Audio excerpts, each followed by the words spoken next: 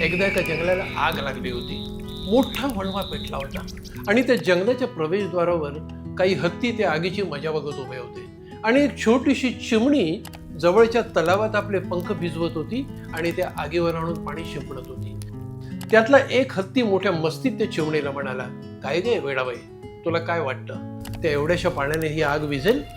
चिमणी म्हणाली, आग विझो किंवा न विझो, पण भविष्यात जेव्हा केव्हा या जंगलाचा इतिहास लिहिला जाईल तेव्हा माझं नाव आग लावणाऱ्यांच्या नव्हे तर आग विझवणाऱ्यांच्या यादीत असेल. मित्रहो, जगभर उत्पात माजलाय.